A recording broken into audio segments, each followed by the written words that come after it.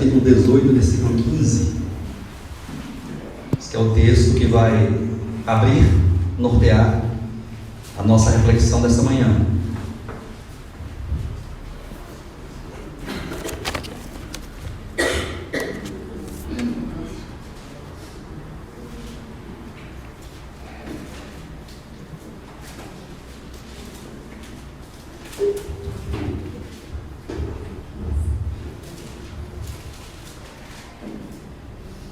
Provérbios capítulo 18, versículo 15.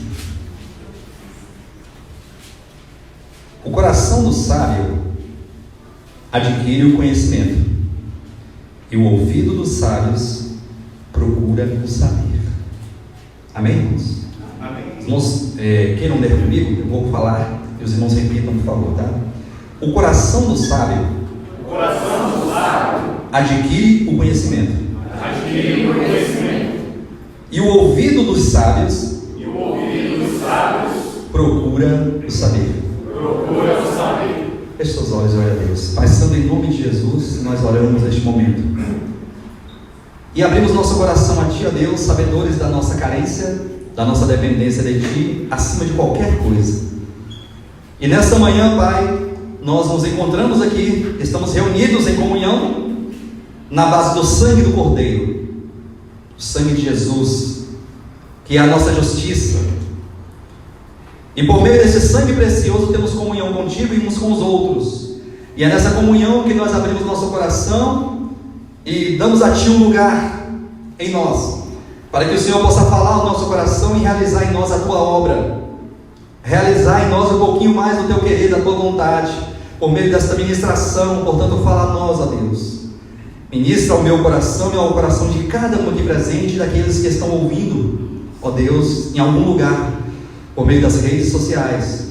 Que o Senhor possa nos dar graça, ó Deus, de receber um pouco mais da Tua luz, do Teu poder, da Tua vida, por meio desta ministração. E que esta palavra possa nos fazer pessoas melhores. Tudo isso para a glória do Teu nome. É o que te pedimos em nome de Jesus. Amém, Senhor.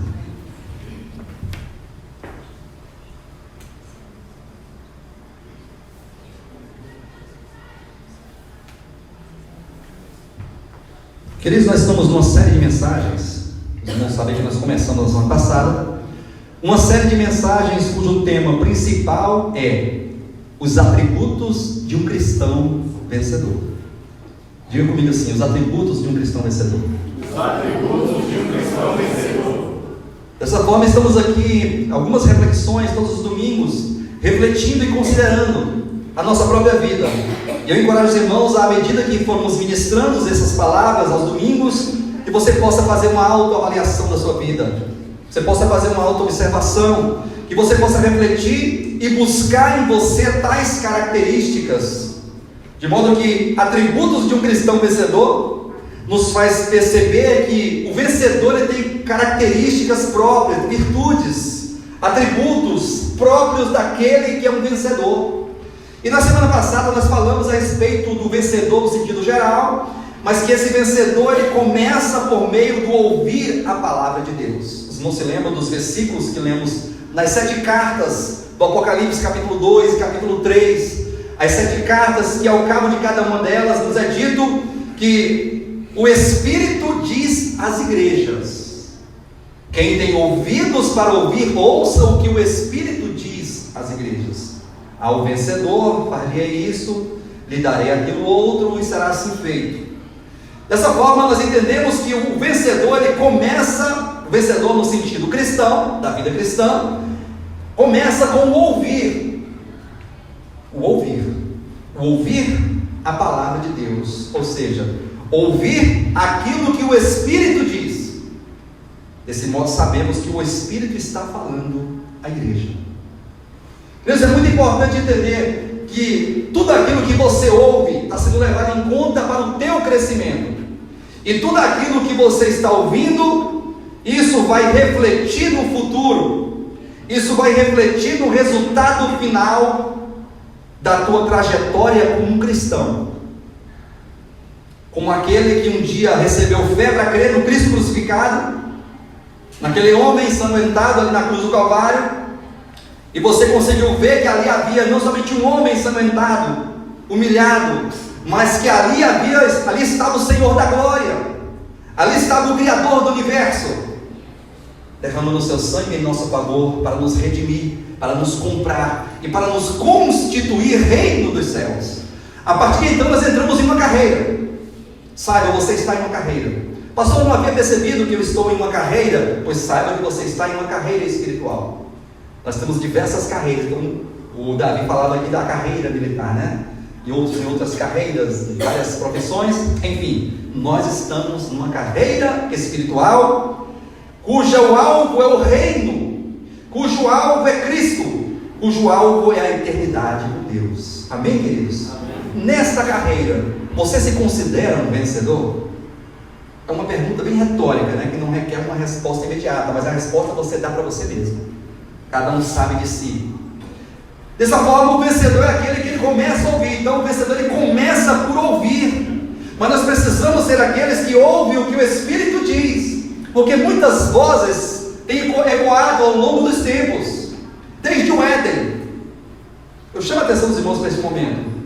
A sociedade do mundo, ou ser humano, mais propriamente dito, o ser humano criado por Deus, ele é constituído daquilo que ele ouve. O ser humano é constituído daquilo que ele aprende, que ele ouve, que ele apreende, que ele entende, e vai formando e gerando uma consciência. Um ser pensante, inteligente, que conhece, que sabe tomar decisões, ou que pelo menos deveria saber tomar decisões certas. Dessa forma, os dois falares espirituais ecoam ao longo dos tempos. Não se esqueça que lá em Gênesis capítulo 2, Deus disse para o homem e para a mulher: não comerás dessa árvore, da árvore do conhecimento do bem e do mal, porque no dia que dela comeres, certamente morrerás. Aí vem a serpente, que é o diabo, Satanás, e veio para enganar, para seduzir, para delibriar, para confundir o homem e a mulher, dizendo: é certo que não morrereis, vocês não vão morrer, pode comer, porque essa árvore aí, o fruto dela, o resultado dela é conhecimento. E então o homem, dando ouvido à serpente, comeu daquele fruto que Deus disse que não deveriam comer. Desta forma, Deus disse: não coma porque morrerás, e a serpente disse: coma porque não morrerás. E a partir de então, ecoa-se ao longo do tempo duas vozes, dois falares. O Espírito está dizendo, mas a serpente também está falando. Isso é muito sério falar isso aqui. Isso é muito sério. Porque quando estamos tratando de coisas espirituais, não podemos atribuir esses falares a qualquer falar. A uma palestra, a um curso acadêmico, a um programa de televisão, a um conselho de alguém. Não é qualquer palavra, mas são palavras em âmbitos eternos e espirituais. Coisas desse tipo. Dessa forma, Deus fala e a serpente fala concomitantemente. O que nós temos ouvido? Porque aquilo que nós temos ouvido é aquilo que vai produzir em nós os efeitos devidos e os resultados devidos da mensagem que chega a nós. É por isso que temos que ter muito cuidado. É por isso que o critério do cristão é saber aonde ele está congregando e o que ele está ouvindo, porque isso vai refletir futuramente. Isso vai refletir futuramente, certamente. Não há como mudar as leis da vida. Deus estabeleceu assim. Portanto, é importante você discernir aquilo que você está ouvindo, porque o que você está ouvindo está gerando em você uma formação intelectual, humana, psicológica, racional. E isso vai refletir no teu dia a dia e nas tuas tomadas de decisão.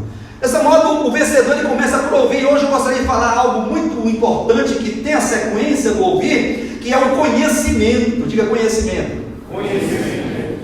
E dessa forma, nós lemos aqui o texto. Queria que o Daniel colocasse. Cadê o Daniel? Por favor, filho. Coloca aí Provérbios capítulo 18, versículo 15, para que fiquem até nós mudarmos daqui a pouco. Mas é um texto que introduz o pensamento dessa mensagem, ou da mensagem desta manhã. Quando esse texto diz: o coração do sábio adquire o conhecimento, e o ouvido dos sábios procura o saber. Dessa forma nós entendemos que a sociedade, ela consta do povo, o ser humano, ele cresce, ele progride, ele evolui psicologicamente, socialmente, intelectualmente por meio do conhecimento. E assim tem acontecido desde os primórdios da humanidade. O ser humano ele é constituído pelo conhecimento. O conhecimento, que é o ato, o efeito de conhecer, ele produz no homem uma formação e chega a ser até uma libertação. O conhecimento ele liberta. O conhecimento, esse conhecimento que nós estamos tratando essa manhã, é um processo intelectual da mente, diante das diversas áreas do conhecimento, seja conhecimento filosófico, conhecimento teológico, conhecimento científico, enfim, qualquer tipo de conhecimento, é um conhecimento que entrando na alma do ser humano, ele vai mudar, ele vai tocar, e ele vai proceder como um tipo de remédio para a evolução. E cuidado com a palavra evolução, não estou falando de Darwin, tá? Eu estou falando de uma evolução, de um crescimento do ser humano, amém, queridos? É um crescimento intelectual, de vida, de consciência, como ser pensante. Dessa forma, o conhecimento ele é um produto totalmente divino. Deus ele criou o homem com essa sensibilidade de conhecer, de entender, de saber, para que a mente do homem ela fosse liberta de vários tipos de cativeiros que o ser humano possa estar submetido. E quando nós fazemos uma leitura da sociedade no sentido geral, nós podemos perceber que o ser humano ele é cativo de um sistema do mundo. Querem ver uma coisa? Vamos começar a considerar o ser humano no sentido geral, os brasileiros, né? Nós temos aí aproximadamente 203, 204 milhões de brasileiros, né, atualmente. E eu fiz uma pesquisa, e essa pesquisa ela declara que metade dos brasileiros, ou seja, 102 milhões de brasileiros sobrevivem com menos de R$1.000. Isso é preocupante ou não? Nós temos 204 milhões de brasileiros, e essa pesquisa, né, do IBGE, que é uma pesquisa importante, muito responsável, A metade dos brasileiros sobrevivem com menos de R$1.000 por mês. Isso chega a ser assustador, porque o que a pessoa faz com R$1.000 por mês, uma família faz com R$1.000 por mês? É menos de R$1.000, não é R$1.000 não, tá? Esse número de 50% que ganha tanto, que sobrevive com isso, aqui é um número que, se for analisar, talvez metade desses 50% ou 60% desses 50%, ele vai estar ganhando esses R$1.000, ou seja, um salário mínimo. E uma boa parte, 30%, 40% sobrevive com menos que isso. Isso chega a ser um cativeiro social, porque o sistema do mundo capitalista e materialista ele é opressor. A pessoa nesse mundo hoje em dia ela vale o que tem. Você quer ver uma coisa? Você vale o que você tem. Quando as pessoas olham para você, elas vão te respeitar e vão ter você como uma pessoa importante no convívio social, na família, no âmbito da amizade, em qualquer lugar que você possa estar. As pessoas vão olhar para você e vão te valorizar, vão te medir e vão te valorizar de acordo com aquilo que você tem. Se você tem X, você vale X. Se você não tem X, você não vale nada. Se você tem alguma coisinha, você vale uma coisinha. Se você tem muito, você vale muito. E assim funcionam as coisas. As pessoas são medidas por que tem. Isso é injusto. Querem ver uma coisa? As pessoas estão pagando uma conta de água caríssima, mas a água está toda aí, Deus deu a água. Então por que essa opressão? E as pessoas vivem sofrendo, padecendo. É um problema político, né? É um problema de cunho político, porque é dali que parte todas as ordens sociais e toda a administração do país. No entanto, nós percebemos que o povo sofre devido à falta de conhecimento, porque o conhecimento ele tem uma natureza libertadora. Eu estava essa semana lendo algumas reportagens nas redes sociais, e tem uma moça chamada Marilene, não sei se alguém já viu essa moça. Essa moça ela trabalha como catadora. Ela é catadora, eu não diria catadora de lixo, ela é catadora de recicláveis, né? Daquelas garrafas de PET, garrafas de latinha, essas latinhas de alumínio, enfim, não sabe, né? E ela passava fome, morava na rua, com os filhos. Só que o que acontece é que ela determinou no coração dela estudar. E diz a reportagem que a mãe dela deu um apostilão para ela. Quem já estudou com você sabe que esse apostilão grosso, assim, ó. E a bichinha começou a estudar de 8 da manhã até 2 da madrugada, porque ela não tinha o que fazer mesmo, não tinha televisão para assistir, não tinha nenhuma outra diversão, nenhum outro atrativo que pudesse roubar o tempo dela era estudar. E a bichinha começou a estudar no meio da rua. Não tinha conselheiro, não tinha professor, não tinha nada, não fez cursinho. E começou a estudar um apostilão ali, ó. E as palavras, os termos técnicos próprios do conhecimento da área que ela estava estudando, que é o direito, que ela não sabia, ela pesquisava no dicionário velho que ela achou. Olha só o que é isso. Moral da história: passou no concurso do TJ, foi empossada, hoje ela entra crachá no TJ, com toda a glória que lhe é devida, né? Não é glória a Deus, essa glória, porque é louvável. E então ela adquiriu conhecimento, sim ou não? E o conhecimento a libertou de um mundo injusto, maligno, de um sistema caído, social, político, corrupto. E então esse conhecimento fez dela uma nova pessoa, uma nova criatura no contexto social. Dessa forma, o contexto ele é libertador. O conhecimento liberta. Quer ser liberto? Quer ter um plano de saúde bom? Quer ter educação de qualidade para os seus filhos? Quer vestir uma roupa melhor, morar num lugar melhor? Então é conhecimento. Vá atrás do conhecimento. O sábio, o coração do sábio adquire o conhecimento, e o ouvido dos sábios procura o saber. Eu não quero entrar nos méritos do que ele está falando aqui, do que Salomão está falando, mas eu quero tomar esse princípio e trazer para a mensagem de hoje, porque hoje estamos falando de um conhecimento particular, que é o conhecimento teológico. Quem tem ouvido, ouça o que o Espírito diz. O Espírito está falando sim ou não? Sim ou não, queridos? Sim. E você está ouvindo, mas não com esses ouvidos naturais, biológicos aqui, ó. É com o ouvido espiritual. E o que você ouve com o ouvido espiritual vai gerar em você uma libertação ou um cativeiro ainda maior. Pastor, não consigo entender. O conhecimento vai gerar libertação ou um cativeiro ainda maior? Depende do que você está ouvindo. Porque Jesus declarou a Satanás na tentação do deserto o seguinte: ele falou assim, ó, nem só de pão viverá o homem, mas de toda a palavra que procede da boca de Deus. Ó, o homem vive só de pão? Sim ou não? Não. Mas ele vive também de toda a palavra a qual procede da boca de Deus. Essa relativa restritiva está restringido, não é qualquer palavra. Não está falando aqui de o homem ele vai viver de qualquer palavra, não, ele vai viver, e ele vive por meio da palavra. Qual palavra, pastor? Aquela que sai dos lábios de Deus. Porque aqui não sai do lábio de Deus, sai de outros lábios, de outros lábios não me interessa. Não me interessa o que os outros dizem, não me interessa o que a teologia convencional diz, não me interessa o que as escolas teológicas estão declarando. O que me interessa é o que o Espírito está dizendo, e aquilo que o Espírito está dizendo é muito importante para mim, para você e para todos os que creram. Amém, queridos? Esse conhecimento de Deus, aquilo que o Espírito diz, vai produzir em nós um efeito transformador. Amém. Abra sua Bíblia em Romanos capítulo 12, versículo 1.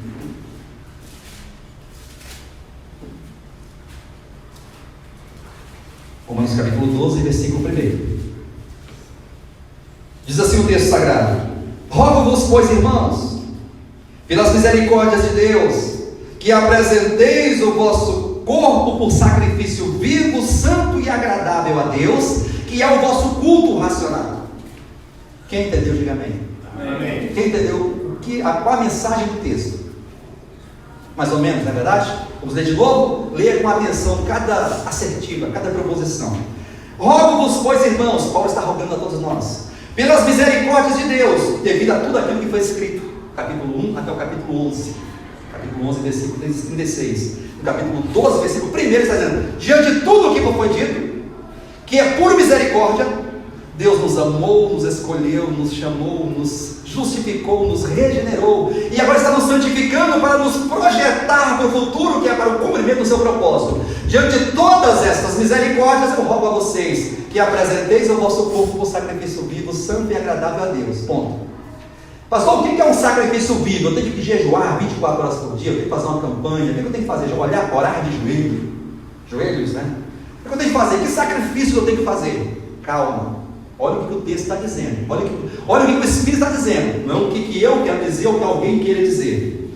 Ele diz que nós devemos, diante das misericórdias, nos apresentar como sacrifício vivo, santo e agradável a Deus, não é isso? Aí vem um apostozinho explicativo aí, olha, vírgula, santo e agradável a Deus, que é o vosso culto racional. Então você já sabe que não tem que fazer nenhum sacrifício, como ficar sem comer, ficar sem fazer uma coisa, ficar sofrendo, se martirizando, como no tempo da Idade Média, muitas pessoas se martirizavam, né? Ali as penitências, enfim, aquelas coisas horríveis que foram impostas, né? Pelos eclesiásticos. Mas não. Ele diz que o sacrifício vivo, santo e agradável é um culto racional. Agora eu pergunto para vocês, o que é um culto racional? O que é esse culto, esse serviço? Um culto aqui é serviço. O que é um serviço racional? É um serviço com entendimento, com consciência, com saber, com conhecimento. Amém? Nós servimos a Deus com conhecimento de causa, não servimos a Deus aleatoriamente, de qualquer maneira ou emotivamente. Tem pessoas que servem a Deus emotivamente. Se não tiver um choro, uma coisa, uma emoção, um choro, uma coisa assim, que vem do sobrenatural, não serviu a Deus, o culto não é bom. Vamos fazer a oração do nosso perdão, porque ele ora muito baixinho. Então, se o Davi orar, quando é que eu não gosto mesmo, Davi ele fala baixinho, não, ele vem com. Davi já ele fala com os irmãos assim. Amém, irmãos? Então, glória a Deus. É o jeito dele, é a maneira dele. Não há nenhuma depreciação, não é quem é melhor que é para falar. Não. Eu sou estabanado, eu falo alto. Eu grito, se quiser pular, que eu pulo. Já subi aqui para você entender, eu vou subir aqui para você entender a mensagem, não tem problema nenhum. Já o Davi tem uma natureza diferente, mais contida, mais tranquila, certo? Mas não temos que perceber se a oração daquele é simples, ou é baixa, é alta, ou se o pastor ora com poder, porque Deus vai. O diabo não tem medo de Cristo, não, irmãos. Se eu orar vocês aqui, vocês vão crer porque a oração é poderosa? Vai besteira, que é isso? Esse culto não é um culto racional, é um culto emocional, porque eu preciso de uma oração forte, que me emocione, que me faça arrupiar os cabelos. Tem isso ou não tem? Não estou falando mal de irmãos aqui não, estou falando que existe isso no meio cristão, é muito comum isso aí. E nós não podemos servir a Deus, nosso culto, nosso serviço, a nossa vida cristã, nosso devocional a Deus, tem que ser com conhecimento de causa. Por que você faz isso? Por que você não faz aquilo? Por que você se comporta dessa forma e daquela outra não? Por que você come isso e não come aquilo? Por que você bebe isso, mas você não bebe aquilo? Por quê? É um culto racional, e para isso nós precisamos entender. Lá em Mateus capítulo 22, versículo 29, Jesus falou assim: errais por não conhecer as Escrituras. Quem já leu esse versículo? Clássico, né? Errais por não conhecer as Escrituras. Por que o povo erra? Porque não conhece. Por que a pessoa está aí passando fome, debaixo de um pano, de uma tapera, de uma lona, sem comer, doente, sem remédio, sem auxílio do governo? Por quê? Padece porque não tem conhecimento. Já foi provado que para conhecer, para estudar, não precisa de dinheiro. Aquele que deseja conhecer, o coração do sábio, ele procura saber. Glória a Deus. Precisa de dinheiro. Pastor, eu não estudo porque eu não tenho dinheiro para comprar um livro. Para com isso. Se você falar para qualquer pessoa, a pessoa pode até ter um inimigo. Você falar para ele, dá um livro. Ele fala assim: você quer um livro, meu inimigo? Então vai ler, porque isso é ruim. Eu não quero estudar, mas tu quer, então vai lá. Porque a pessoa, a mente do ser humano foi condicionada a entender que estudar é ruim. Sim ou não? Não, estudar é muito ruim, vai ficar vendo Chaves o dia todo. Não que o Chaves seja ruim, né? Chaves é coisa boa. Tadinho do Chaves, né? O Roberto Bolonhos, né? Já se foi, tadinho, né? Nada contra ele. Gosto até do Chaves. Você não pode se dar o luxo de ficar perdendo a tua vida. Vai buscar alguma coisa de futuro. Vai se libertar deste mundo caído.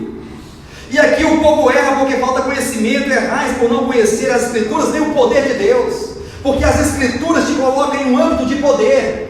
Não é o conhecimento pelo conhecimento, não é teologia, não é a literalidade, a filosofia do texto, não.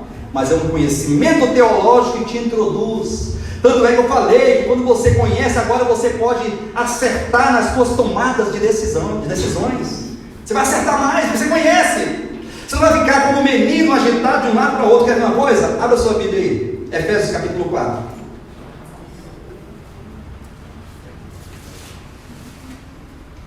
Efésios capítulo 4, versículos 14, versículo 14, tá bom? Depois vamos voltar um pouquinho no versículo 11, mas eu quero ler primeiro o 14 com os irmãos. Para que não sejais mais como meninos. O que é um menino?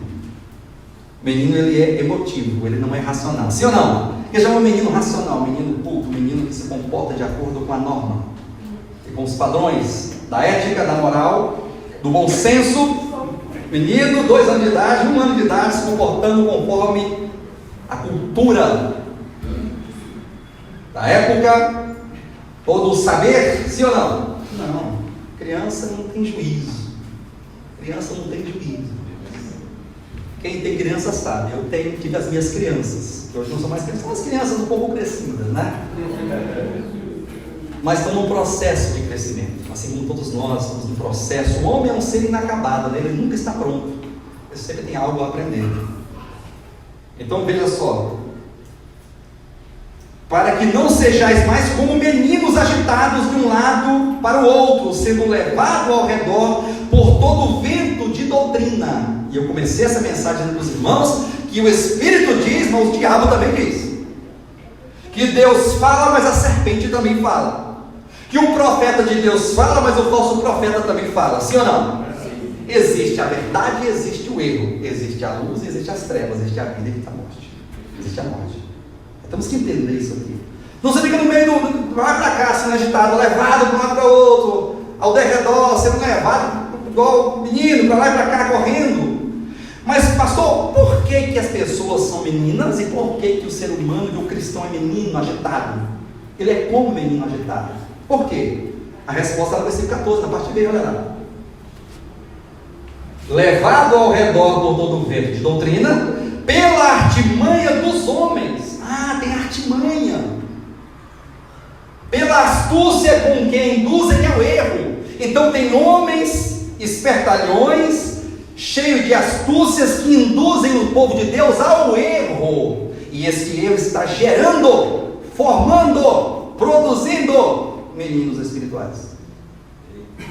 E nós estamos falando de ser um vencedor, de ser um ser humano, um cristão varonil. Olha, aquele filho varão que nasceu daquela mulher lá de Apocalipse capítulo 12, que foi arrebatado vencedor. Ele é um filho nascido, mas quando ele nasceu, ele era um filho varão.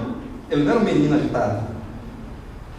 Ele era um filho varão, crescido, maduro, conhecedor, experimentado. Olha só o texto.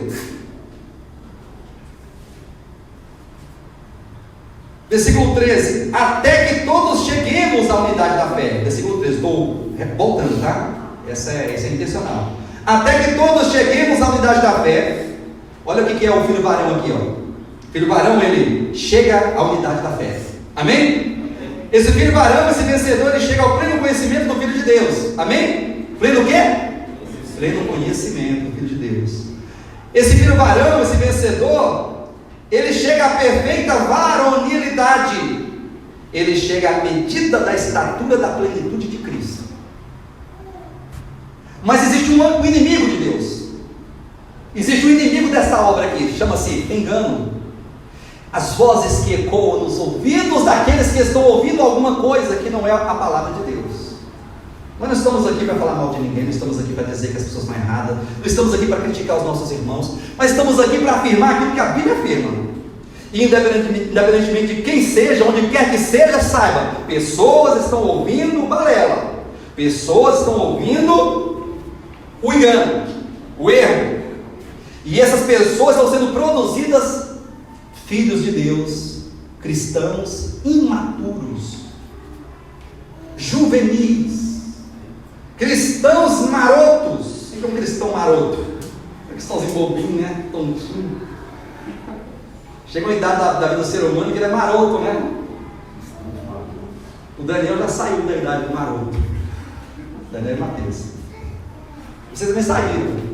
Aquele maroto, aquele menino assim, que nem é criança nem é adulto. Ele está naqueles 10 anos, 8, 9, 10 anos. Marotinho, maroto. Bobinho. Tem uns marotos aí espertos, né? Tem um maroto aí que não pode falar coisa, não. Mas está aqui, queridos. Olha. Temos que ter muito cuidado com isso. Porque existe um alvo a ser alcançado. Quem está vendo o alvo aqui? Nesse texto, quem está vendo o alvo a ser alcançado aqui? Até que, olha só.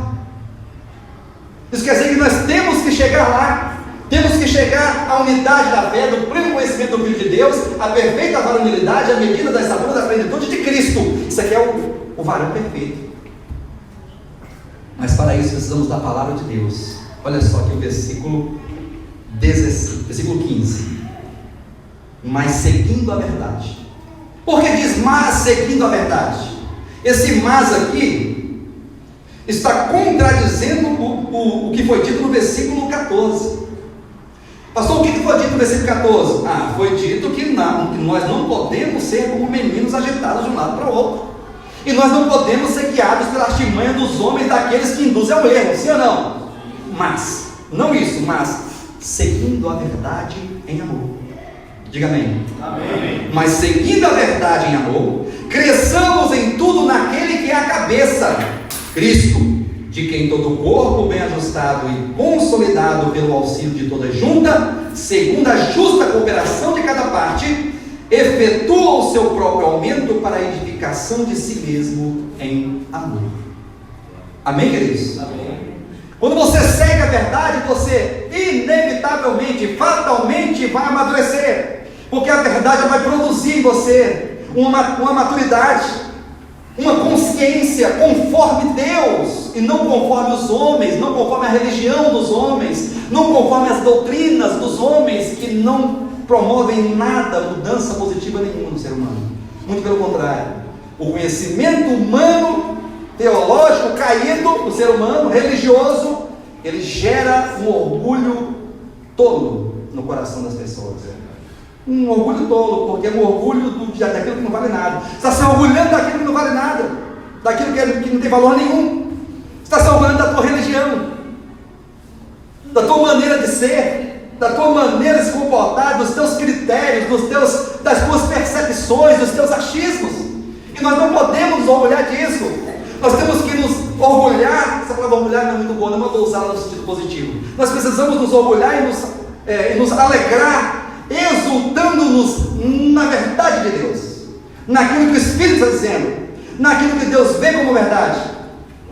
Temos que ter prazer na palavra de Deus, prazer em entender, prazer em ser constituído das coisas do alto, das coisas de Deus, das coisas eternas, que são duráveis, e não de qualquer coisa passageira daqui de baixo. Desse modo, queridos, nós precisamos nos colocar, e precisamos perceber e questionar diante de Deus. Nós conhecemos a verdade de Deus? Nós conhecemos o que Deus deseja que nós conheçamos? Já se perguntou se você está servindo a Deus conforme a tua tradição, conforme o teu conceito, aquilo que você herdou do passado, conforme a educação cristã que você teve, ou você está servindo a Deus conforme o padrão da verdade, conforme o Evangelho, conforme a palavra de Deus, conforme aquilo que o Espírito diz, conforme aquilo que está saindo da boca de Deus? Isso vai refletir no teu futuro. Isso vai refletir naquilo que você será depois da morte, ou antes dela, né? Se você partir para a eternidade antes da vinda de Cristo, é depois da morte que você vai entender o que vai acontecer no tribunal de Cristo. Se não, se ficarmos vivos até o dia do tribunal de Cristo, então não passaremos pela morte, mas iremos enfrentar a Jesus, ao reto juiz, aquele que sonda corações, aquele que não julga conforme os homens, mas que julga com clareza, com discernimento, com um olhar clínico, um olhar sondador que perscruta o mais profundo do ser. Os nossos corações serão virados do avesso. Deus vai virar o nosso coração do avesso para julgar o que está lá dentro, para julgar as intenções dos pensamentos, e não somente os pensamentos, mas as intenções e coisas profundas do nosso ser. E hoje nós precisamos nos perguntar: o nosso culto é um culto racional, queridos? A sua oração tem que ser uma oração racional, uma oração com entendimento. Você não pode orar qualquer coisa e falar qualquer coisa para Deus. Glória a Deus. Achar que vai ficar bonito, porque a oração ficou bonita, você colocou aquilo ali, ficou boa a oração, ficou até, eu me arrupiei meu braço, ficou toda arrupiada quando você coloca a daquele jeito. Não, mas não é isso que nós queremos. Se você ficar arrepiado quando você ouve a oração, bom para você, coisa boa, é sinal que os cabelinhos estão tudo funcionando, está tudo certinho, né? Se você chora quando você louva a Deus, coisa boa, parabéns para você que chora. E o que não chora, parabéns para aquele que não chora, porque nós estamos atrás de choro. Se você chora, amém. Se você não chora, amém. Se você se alegra e exulta e chora e se emociona, bom. Mas esse não é o aferidor. Isso aqui não é o ponto nevrálgico da medida se você está servindo a Deus certo ou errado. O aferidor é a palavra de Deus. É o Evangelho. Amém. É a verdade do Evangelho. É aquilo que Deus diz, e o que Deus diz é a verdade. A verdade, ela vai te projetar para uma libertação de alma, de coração. Assim como aquela moça, a Marilene, né? Faz Marilene o nome dela? Marilene. Que era de uma forma, mas o conhecimento mudou a vida dela. O conhecimento foi libertador para aquela família. Daquela mesma forma, você pode ser liberto de um mundo espiritual maligno, aprisionador, que aprisiona as almas das pessoas, levando-as a viver uma vida religiosa em nome de Deus, a fazer coisas erradas em nome de Deus, a pecar em nome de Deus. Pastor, nunca vi alguém pecar em nome de Deus. Nunca viu, não? Então vamos dar um texto aqui para você ver que existe como pecar e produzir iniquidades em nome de Deus. Mateus capítulo 7. Estamos caminhando para o final da mensagem. Mateus capítulo 7. Esse texto está dentro do nosso assunto, tá? Estamos falando da palavra de Deus, do conhecimento, da verdade, falando que Deus fala, o diabo também fala, que o profeta de Deus fala, mas os falsos profetas também falam, e quando Deus fala, Deus produz libertação, crescimento, amadurecimento, mas quando o diabo fala, quando o engano vem, ele vem para aprisionar e para gerar meninos agitados. E Jesus, o próprio Jesus declarou em Mateus capítulo 7, a partir do versículo 15, as seguintes palavras: acautelai-vos dos falsos profetas. Olha o que Jesus está falando. Cuidado com os falsos profetas, que se vos apresentam disfarçados em ovelhas, mas na verdade o que eles são em essência? Mas por dentro são lobos roubadores. Jesus está falando para ter cuidado. Cuidado com o que você está ouvindo, porque pelos seus frutos o conhecereis. Colhem-se porventura uvas dos espinheiros, ou figos dos abrolhos? Assim toda árvore produz bons frutos, porém a árvore má produz frutos maus. Não pode a árvore boa produzir frutos maus, nem a árvore má produzir frutos bons. Toda árvore que não produzir frutos bons, ou fruto bom, é cortada e lançada ao fogo. Pergunto para vocês uma coisa interessante, então olhem para mim por gentileza. Jesus ele falou essa palavra aqui, uma metáfora, né? Ele usou de figura de linguagem para expor esse entendimento, esse ensinamento que ele quis transmitir. Ele começa falando do falso profeta, assim ou não? Para ter cuidado com o falso profeta. Que ele se apresenta como ovelha, parece uma ovelhinha, né? Todo bonitinho, jeito de pastor, roupa de pastor, cara de pastor, o linguajar de pastor. Parece um pastor, só que a essência dele era lobo. Ele é lobo, ele não é ovelha, ele é lobo. Ele é lobo roubador, está ali para minar, para roubar. Olha só. Só que quando ele fala disso aí, dos falsos profetas, aí ele começa a fazer a metáfora, a figura de linguagem da árvore que produz frutos bons e frutos ruins. Eu falo, o que tem a ver uma coisa com a outra? Tem tudo a ver. Porque ele está comparando o pregador aqui, o profeta, o que fala, a uma árvore que produz, que gera. Isso é muito próprio da Escritura, porque lá no começo haviam duas árvores, sim ou não? A árvore da vida e a árvore do conhecimento do mal. De modo que a árvore da vida representa Cristo como a corporificação de Deus triuno, e a árvore do conhecimento do mal prefigura Satanás, a corporificação de Satanás na boca dos falsos profetas. São duas fontes de vida, duas fontes, duas vertentes, uma de vida, outra de morte, uma de verdade, outra de engano, uma de luz e outra de trevas. E o próprio Jesus declarou em João capítulo 5, eu sou a videira verdadeira. Olha só, ele se comparando a uma árvore. Logo depois o próprio Jesus, ao curar aquele cego, disse assim, você está vendo? Como é que você está vendo? Ele falou assim, eu vejo os homens como árvores os vejo andando. Amém? E agora ele compara o falso profeta a uma árvore. Isso é muito próprio da revelação das Escrituras. E eu pergunto para você uma coisa, um pé de laranja, ele produz o quê? Uma laranjeira produz? E uma videira produz o quê? Uva, né? Videira produz uva. Você fala, vide? Videira produz vide. A videira produz uva. quê? Abacate. Aí eu colocaria assim, vamos entrar agora nos âmbitos do ser humano, né? O pedreiro faz o quê? Uma árvore pedreiro. Ela produz o quê? Não é pedra não, é construção. E um pé de pintor, ele produz o quê? Ele pintura. Sim ou não? O médico opera, o pé de médico faz o quê? Ele opera, ele cuida, ele está ali auxiliando o paciente. Sim ou não? Esse é o fruto que ele produz. E o pé de pregador produz o quê? Pregação. Pelo seu fruto conhecereis. Não fica olhando para a aparência do pregador, não. Se ele parece pastor, não. Fecha os olhos para ele, cabe nos teus ouvidos para ver o que ele está dizendo. Você vai reconhecer se é de Deus pelo que você vai ouvir. Porque ele tem que falar em nome de Deus, ele não tem que falar em nome do mundo.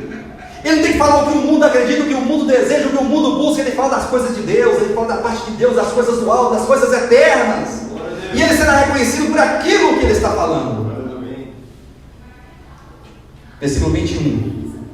Nem todo o que diz, nem todo aquele que diz Senhor, Senhor entrará no reino dos céus. Quem é aquele ali, ó? Nem todo o, esse o, um pronome. Esse o está falando de quem? Nem todo aquele que diz. Quem é aquele que diz? Se volte para o texto, prenda o texto, se agarra no texto, não solta o texto não. São os falsos profetas. Nem todo aquele que é falso profeta, aquele que é todo bonitinho, parece uma ovelha, mas é lobo, aquele que é uma árvore má que produz frutos maus, e a sua pregação é má, e a sua pregação é erros que produzem, que geram meninos, forma meninos agitados. Nem todo aquele que diz Senhor, Senhor, amém, amém, glória a Deus, Jesus, Jesus, tem isso ou não tem? Nem todo que diz isso entrará no reino dos céus. Mas por que, pastor, que não vai entrar no reino dos céus? Jesus está falando. Mas aquele que faz a vontade do meu Pai, que está nos céus. Qualquer um que dizer Senhor, Senhor vai entrar no reino? Quem vai entrar no reino? Aquele que faz a vontade. E para fazer a vontade tem que conhecer a vontade. Pastor, não sei como é que é a vontade de Deus. Ficou difícil. Você vai sofrer muito para ser um vencedor. Você vai ter que sofrer 70 vezes 7 a mais do que o outro. Que conhece. Não quer dizer que o que conhece vai entrar não, hein? Porque o que conhece ele pode conhecer e pode não entrar. Vai depender do seu comportamento, das tomadas de decisões. Mas aqui diz que nem todo que diz Senhor, Senhor entrará no reino dos céus. Mas quem vai entrar no reino dos céus são aqueles que fazem a vontade do meu Pai que está nos céus. Olha só. Aí o versículo 22. Muitos naquele dia. Muitos ou poucos? Muitos? Jesus, quem falou muitos aí? Fala Dudu aí, muitos Dudu. Está vendo? Não poucos, muitos, irmãos. Isso é de se assustar. Você não está assustado, não, espantado, não. Isso aqui é para emocionar. Muitos naquele dia, quer dizer que não poucos, mas muitos estão pregando coisas erradas. Muitos naquele dia vão dizer: Senhor, Senhor. Mas Jesus, mas meu mestre, porventura nós não profetizamos no teu nome? Nós não falamos no teu nome, em teu nome? E em teu nome não expelimos demônios? E em teu nome não fizemos muitos milagres? Olha só a justificativa daqueles que eram falsos profetas, vamos dizer, naquele dia, no dia do tribunal de Cristo. Senhor, em teu nome eu preguei. Eu só pregava em teu nome. Eu expulsava demônios em teu nome. Eu profetizava, eu curava enfermos em teu nome. Aí qual é a resposta de Jesus?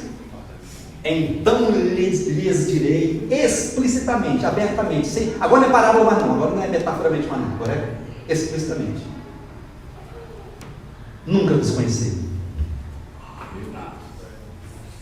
A pessoa passar a vida todinha pregando para multidões, depois se deparar com o Mestre, com o Senhor dos céus e da terra, com o Criador do universo, com o Redentor da igreja, dizer: eu não conheço você, rapaz. De onde tu vem, para onde tu vai? Apartai-vos de mim, sai de perto de mim, vocês que praticam iniquidade.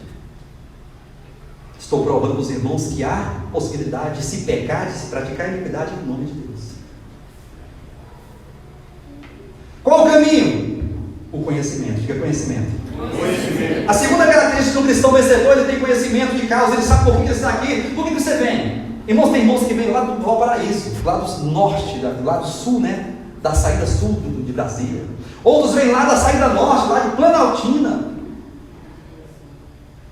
Outros estão aqui, saíram de plantão ontem, trabalharam até de manhã, estão cansados, estão aqui com sono. Mas por que você veio? Você veio porque você precisa de receber de Deus uma orientação, uma palavra, um conhecimento que vai introduzir em você uma mudança, uma transformação de alma, uma libertação dos sistemas de Satanás, do sistema espiritual caído de Satanás. É a grande Babilônia, né? Muitos me perguntam, pastor, o que é a grande Babilônia? Eu falo, a grande Babilônia são pessoas, são mentes, são corações, são consciências. A grande Babilônia são consciências, são corações, são pensamentos, são pessoas, são seres, são almas, sim. Porque a grande Babilônia é um sistema, é um entendimento, é uma percepção, é uma visão de mundo totalmente distorcida de Deus. Enquanto nós temos aqui a Nova Jerusalém, que é a esposa do Cordeiro, duas mulheres, a noiva do Cordeiro, temos a grande Babilônia, que é a prostituta.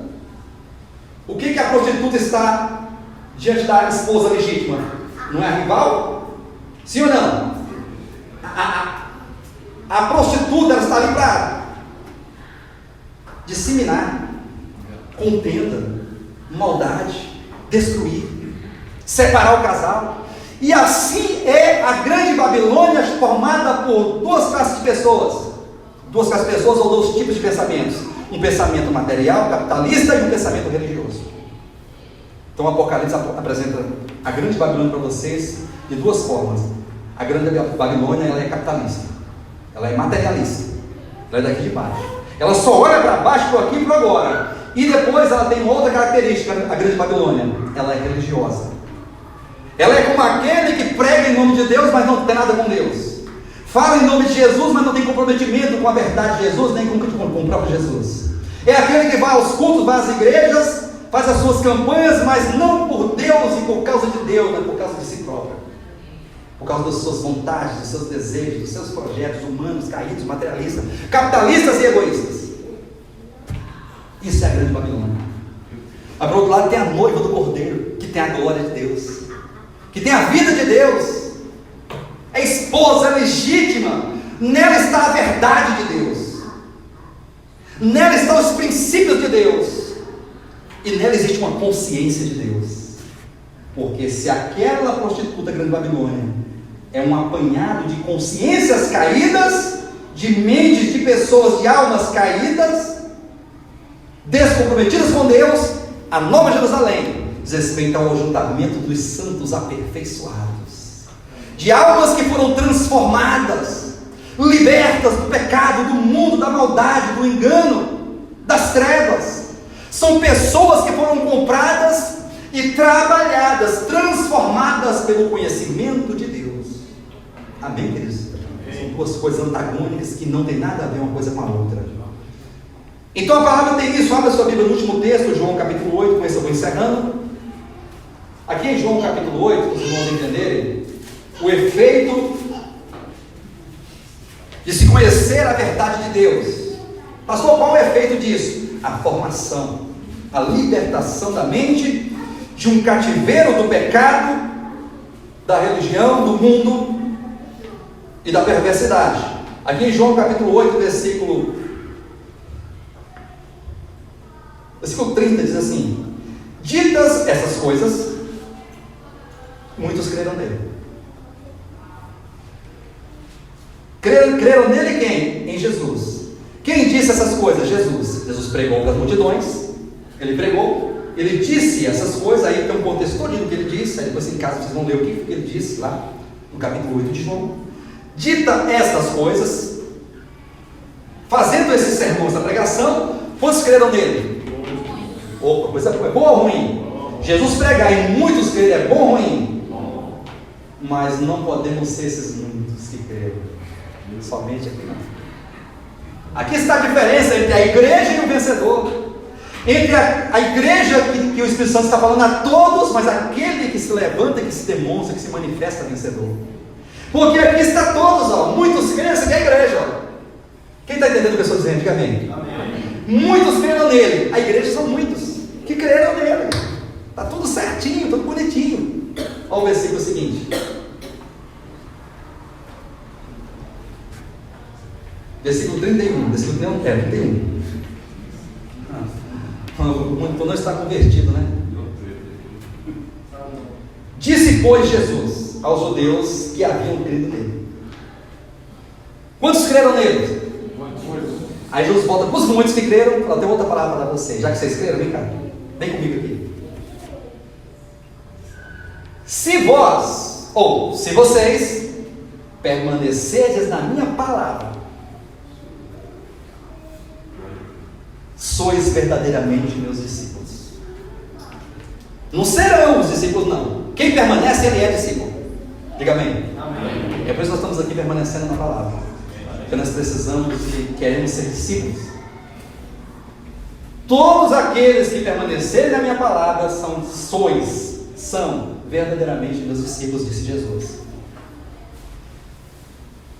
E conhecereis a verdade, e a verdade vos libertará. Vamos passo a passo para entender esse texto? Olha o processo evolutivo do conhecimento em você. Preste atenção no processo de evolução, de libertação e de trabalhar de Deus na tua vida por meio de conhecer a verdade, por meio de permanecer na palavra. Permanecer na palavra. Primeiro, tem que crer em Jesus. Quem crê aqui, diga amém. Quem crê, diga amém. Diga assim, eu creio no Senhor. Diga, eu creio em Jesus. Já deu o primeiro passo, que bonito. Segundo passo, é necessário permanecer na palavra de Jesus. Eu mostrei para os irmãos que há dois falares ecoando ao longo dos tempos, sim ou não? Sim. São falares milenares, né? Desde os primórdios da humanidade. Deus fala, Satanás fala. O profeta de Deus fala, o falso profeta fala. Mas para se tornar um verdadeiro discípulo, é necessário permanecer na palavra de Jesus, em toda a palavra que procede da boca de Deus. Amém? Segundo passo, quando você permanece na palavra, você vai conhecer a palavra. Diga amém. Amém. Quantos querem conhecer a palavra? Diga amém. Amém. Você creu, você permaneceu na palavra, você conheceu a palavra, e esta palavra, ela vai te libertar. Amém. O resultado de conhecer é ser liberto. Passou liberto de quê? Do mundo caído de Satanás, da grande Babilônia. Amém. Que será destruída no dia no tempo do fim. No finalzinho da grande tribulação, a grande Babilônia vai ser destruída. E conhecereis a verdade. Então você crê em Jesus, você permanece na palavra de Cristo, você conhece a palavra e você agora, o resultado disso é ser liberto. O conhecimento da verdade de Deus traz libertação. E aí tem o último versículo 36, né? 36. Se pois o Filho vos libertar, verdadeiramente sereis livres. Isso aqui é o resultado do conhecimento na vida do cristão. E esse que é livre, ele é um vencedor, porque ele é livre do mundo, ele é livre do pecado, ele é livre da maldade, ele é livre dele mesmo, ele é livre dele mesmo. Sabia que nós temos que nos libertar de nós mesmos? Se não nos libertarmos de nós mesmos, nunca mais seremos libertos, ou jamais seremos libertos de outras coisas. A libertação ela começa a ser liberto de você mesmo, porque nós temos amarras, temos prisões dentro de nós, cadeias que nos prendem. É aquele cristão que creu, que ama Jesus, porém ele é egoísta, só pensa nele, não pensa no outro, no ser humano, nos outros. O pensamento dele é particular, ele é partidarista. Ele tem o seu grupo, a sua panelinha, o seu quadradinho. Ele tem aqueles que fazem parte do ciclo de amizade dele, os outros não. Aqui é meu ciclo de amizade, aqui são amigos selecionados. Inimigo eu mando para o inferno, aqui é só amigos, só que eles gostam de mim. Engraçado que Jesus ensinou diferente, ele falou assim: amai os vossos inimigos, né? Se você amar o teu amigo, então o que você está fazendo demais? Amai os vossos inimigos. Amém? Isso aqui é a vantagem, amar o inimigo. Mas o vencedor, que conheceu a palavra de Deus e que foi liberto pela verdade de Deus, ele foi liberto de si mesmo. Agora ele consegue ver as pessoas, ele consegue enxergar o outro, ele consegue entender que a vida é maior do que a vida é maior do que a vidinha dele, que Deus e a bondade de Deus é maior do que as vontades dele. Ele é uma pessoa totalmente curada do mundo, da maldade, do pecado. Aquele que conhece a Deus, ele é de Deus, ele não é mais de si mesmo. Ele não vive mais para si mesmo, com os objetivos cravados, e aquele empenho, e aquela loucura, e aquela ansiedade, e aquela busca pelas coisas particulares dele. Ele é aquele que vive a vida, sim, de maneira equilibrada. Ele estuda, ele busca, ele faz uma faculdade, um curso, ele labuta, ele educa os seus filhos, ele procura dar uma vida melhor para a sua família. Isso é lícito, é justo, é louvável, é muito bom, Deus se agrada disso. Mas aquele que conheceu a verdade, ele não pode ser mais a mesma pessoa e viver para si mesmo, porque ele passa a projetar os seus passos e as suas forças e a sua vida e a sua juventude e o seu conhecimento. Ele passa a projetar isso para as coisas do alto, as coisas eternas, porque essa vida vai passar muito rápido. Amém, queridos? Essa vidinha aqui pequenininha vai passar rapidinho. Nós não sabemos até quando estaremos aqui nessa vida, quanto tempo teremos de vida, e nem precisamos saber, não importa isso, tá bom, queridos? Não se preocupe, não importa o tempo que você estará aqui. O que importa é que o tempo que você estiver aqui, que você seja um cristão vencedor. Amém. Que você seja de Deus, que você seja de Jesus, que o teu coração seja de Deus, que você seja do bem, um cidadão do bem, um pai, uma mãe do bem, um irmão, um primo, um tio do bem, que você possa olhar para as pessoas e ser uma pessoa do bem para as outras, que você possa compartilhar um pouquinho daquilo que Deus te deu com os outros, e que você possa proporcionar para os outros um pouco de alívio de tanta injustiça e tanta maldade nessa vida. Isso é um cristão vencedor. Esse é o papel do conhecimento de Deus. Amém, queridos? Amém. E é isso que nós precisamos. Estamos aqui continuando nessa labuta para alcançar esse objetivo em nome de Jesus. No domingo que vem vamos continuar a série de mensagens, amém? E eu convido a todos os irmãos a estarem conosco para essa reflexão a cada domingo, e para que o Senhor possa nos aperfeiçoar em nome de Jesus. Amém, queridos? Fique de pé. Vamos preparar para cantar um cântico. Vamos orar a Deus em nome de Jesus. Feche seus olhos neste momento e vamos orar ao Pai Celestial.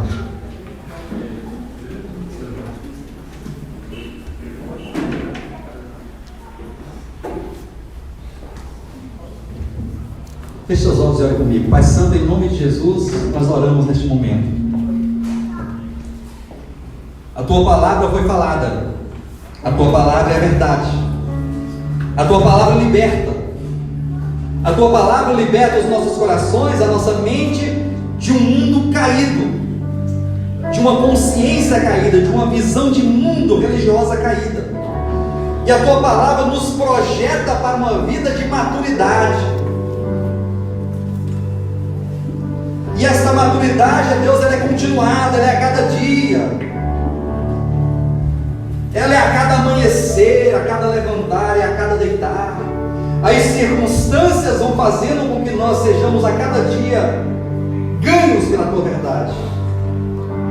Senhor, que o Senhor possa nos fazer ver a Tua palavra, mas não uma visão meramente teológica, literária, filosófica da coisa, mas uma visão que se torna uma visão governante em nós, na alma e no coração, e que esse conhecimento da verdade possa nos libertar e nos projetar para uma vida cristã vencedora e autêntica. Amém. Por isso, Pai, toma os nossos corações nesta manhã. Nós queremos a cada dia te conhecer. Nós queremos que cada mensagem faça com que nós te conheçamos mais e mais. Nós precisamos de Ti, porque sabemos que sem Ti não somos nada e nada podemos fazer. Nós somos totalmente dependentes de Ti. Espírito Santo, conduz nossas vidas, quebra as cadeias que há em nós, gera em nós o Espírito de Cristo, gera em nós o mesmo sentimento que houve também em Cristo Jesus. Faz em cada um de nós um cristão vencedor para a glória do teu nome. Não é para o nosso bel prazer, para o nosso ego, mas é para a glória do teu nome. Porque quando formos cristãos vencedores nessa terra, e quando nós estivermos interagindo nessa sociedade, onde quer que estejamos, o brilho da tua glória, a tua luz vai radiar de nós, e as pessoas verão a tua vida em nós, a tua luz em nós e a tua verdade em nós, e toda a glória será para ti, ó Pai. Ganha nosso coração e cumpre em nós toda a tua vontade, em nome de Jesus.